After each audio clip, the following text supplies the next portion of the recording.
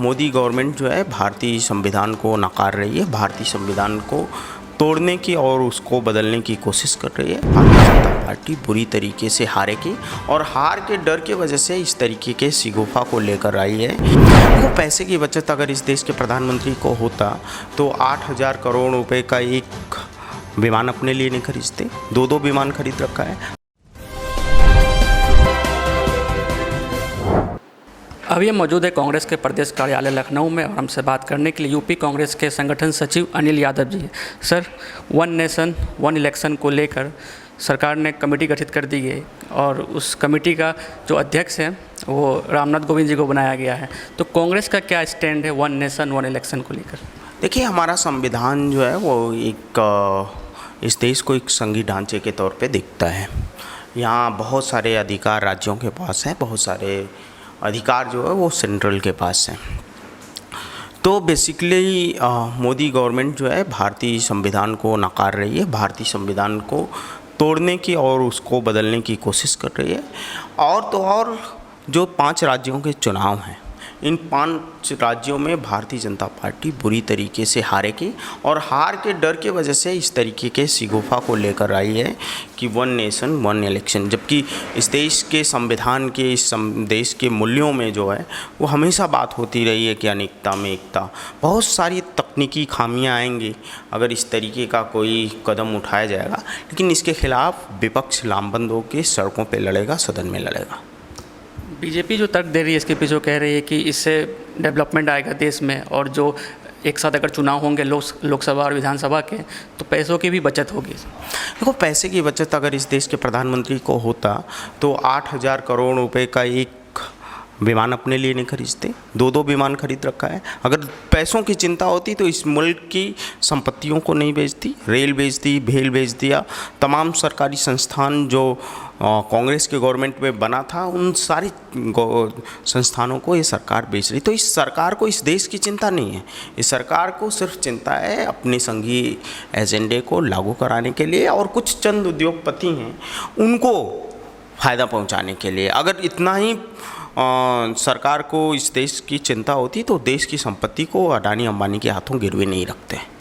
विशेष सत्र भी बुलाया गया है 18 सितंबर से 22 सितंबर तक। देखो, ये इंडिया का जो अलायंस है इससे भारतीय जनता पार्टी और एनडीए पूरी तरीके से डरा हुआ है, अंदर से घबराहट है, बौखलाहट है, इसलिए वो तमाम चीज़ों को कर रहे हैं। लेकिन जनता इस बात को ग्राउंड पे कह रही है। हम अभी एक दौरे से वापस लौटे हैं पूर्वांचल से, हर चट्टी चौराहे पे लोग बोल रहे हैं कि भारतीय जनता पार्टी, मोदी जी डरे हुए हैं, इसलिए ये सारी चीज़ों को कर रहे हैं।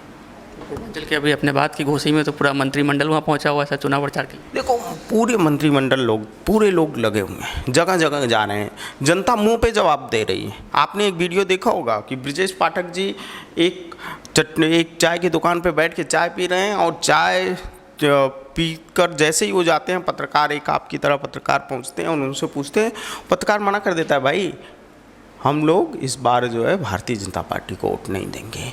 तो जो घोसी का चुनाव है, घोसी का चुनाव भारतीय जनता पार्टी के हार की शुरुआत करने जा रहा है। बीजेपी की तरफ से कहा जा रहा है कि विपक्ष के बाद कोई मुद्दा ही नहीं है, सिर्फ वो जो सरकार का काम है उसके विरोध कर रही है। देखो, विपक्ष के पास क्या क्या मुद्दे हैं? विपक्ष के पास इस देश के नौजवानों के रोज़गार की बात है, विपक्ष के पास इस देश के किसानों के फसलों की बात है, विपक्ष के पास इस मुल्क की महिलाओं के लिए सुरक्षा की बात है, विपक्ष के पास जो हाशिए का समाज है, जो दलित हैं, जो पिछड़े हैं, उनके लिए एजेंडा है। लेकिन इस सरकार के पास क्या एजेंडा है? इस सरकार के पास सिर्फ और सिर्फ जुमले हैं, सिर्फ जो धर्म की राजनीति पर रोटियां सेकने का एजेंडा है, और इस सरकार के पास कुछ नहीं है। विपक्ष की सर 3 बैठक हो गई, लेकिन कमेटी भी बनाई गई, बहुत कोऑर्डिनेशन कमेटी बना दी गई है, मीडिया के लिए अलग कमेटी बना दी गई है, लेकिन अभी तक जो पीएम फेस या फिर विपक्ष का चेहरा की बात करें तो उसका अभी तक ऐलान नहीं हुआ है और बीजेपी भी इसको लेकर आप लोग विपक्ष को घेर रही है। देखो, हम लोग पूर्वांचल से आते हैं। पूर्वांचल में एक गाँव में बोला जाता है ना कि लकड़ पेचवा, ठीक, तो लकड़ पेचवा लोग वो होते हैं जो किसी का घर डेवलप होने लगता है, बढ़ने लगता है, कोई मजबूत होने लगता है तो उसके इर्द गिर्द घूमने लगते हैं, पूछने लगते हैं आपके घर का मलिकार कौन है, आपका छोटा लड़का मलिकाना करेगा कि बड़ा लड़का मलिकाना करेगा, आपकी बेटी करेगी कि आपकी पत्नी करेगी कि आप करोगे। मलिकाना की बात ही नहीं है। हमारे नेता ने शुरू से बोला कि ये एक सामूहिक नेतृत्व है, ये इंडिया की आवाज़ है, ये इंडिया के लोगों के मुद्दों पर चुनाव होगा। और हम लगातार इस बात को कह रहे हैं कि इस बार मोदी के खिलाफ इस देश की जनता है।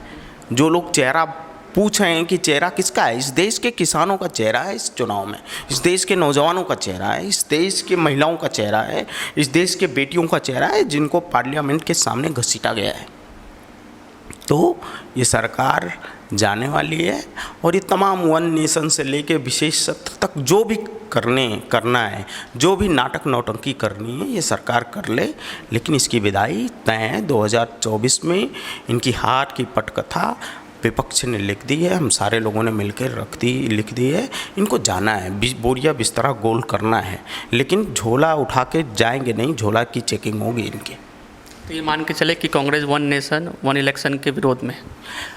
देखो, हम इस देश के संविधान को हमारे पुरखों ने बनाया है, बहुत मजबूती बड़ी शिद्दत के साथ बनाया है, और इस संविधान के एक एक अक्षर के लिए कांग्रेस पार्टी प्रतिबद्ध है, लड़ेगी। भारतीय संविधान की जो लोग अनदेखी करेंगे, जो तोड़ने की कोशिश करेंगे, उसके खिलाफ हम मुकम्मल और मजबूत लड़ाई लड़ेंगे।